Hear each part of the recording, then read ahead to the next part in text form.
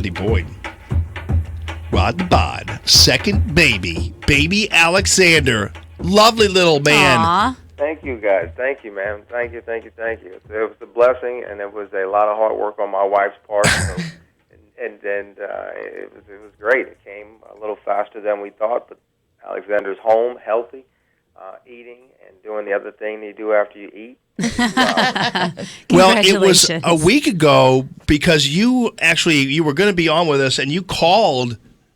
Yes, Monday morning, right? It was Monday morning. You called us. Monday morning at 4:30, my wife woke up. The due date was the 5th of May, Cinco de Mayo, and we had all these fun things planned, and we were going to have all this fun, right? And Monday morning, my wife said, "Look, this is a May Day, baby. We must go now." And I said, "Are you sure?" And she screamed, and I said, "You are sure?" That means yes. And literally, we got to Moab where we delivered. They were great. We got there at 5:56 a.m., and Alexander was born at 6:04. Oh, my gosh. Wow. He was ready. I had no time to spare, my friend. In fact, I got up there, got her there, went back down to the car, came back, and they said, "Your son is here." And I said, "I know, I just brought her." And they said, No. The baby's born. It was dizzying. It was almost unbelievable. Our first son, my wife was in labor for 28 hours. You sort of base these experiences on your past experience. So I thought, well, we got here at 5, almost 6 o'clock. If we get out of here by 6 p.m., we will have cut this thing almost in half. We were done. She was done delivering in 8 minutes, and she did it au naturel. So kudos to her and all the women that just do it old school style with no Pitocin, no epidural, and no time.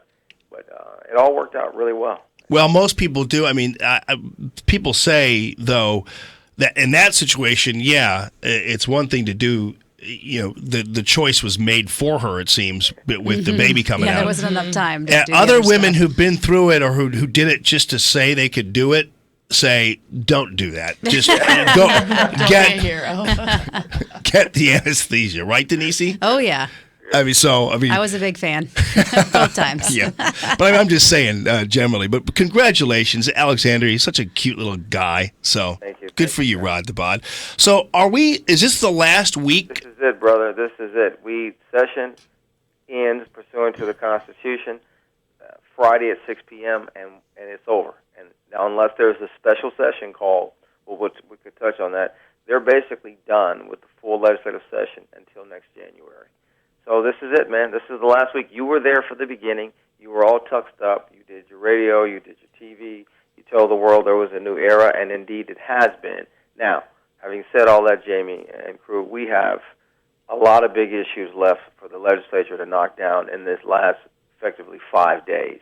And some of those issues are, we talked about this before, the Real ID. Yeah. This thing is we're running up against the clock on this issue.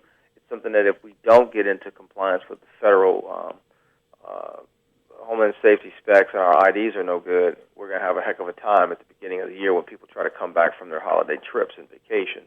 So that's out there. It's a big one. There's still time, but it's got to be done. The governor talked a lot about ethics reform.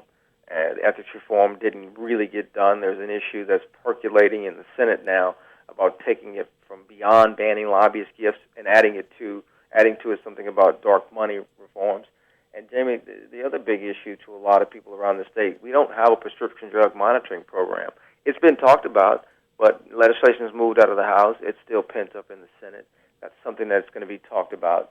There's some other ethics reform issues, hot issues that are sitting over in the House that are going to be talked about this week. And then there's still, as you and I have talked about, Jamie, some labor reform issues. So there are a lot of big issues. For all this that has been done, and there are a lot of big things that have been done and sort of moved on to the governor's desk. Those are a few of the big-ticket items that they've got to work on this week, or else all right. We're probably going to have a special session. Well, we got about 20 seconds here. So prevailing wage, does that go, stay? What happens? It's up in the air. It's one of those big issues that's yet to be talked about. Prevailing wage, the city's minimum wage, repeal legislation is still out there. So this is a good week for your listeners. If they've never paid attention, if they like the fourth quarter or the last inning or when everything matters, pay attention to Jefferson City this week. All right. There's a lot of stuff that matters. Okay, buddy. As always, thanks so much. Insider Talk 12 to 1 on Sundays here at FM News Talk 97.1 at Rodney Boyd on Twitter. And congratulations again on your growing family, my friend, and the birth of baby Alexander. Way to go, man. Thanks, guys. All right. It's Common Sense Radio, 969-9797, 866-455-9797.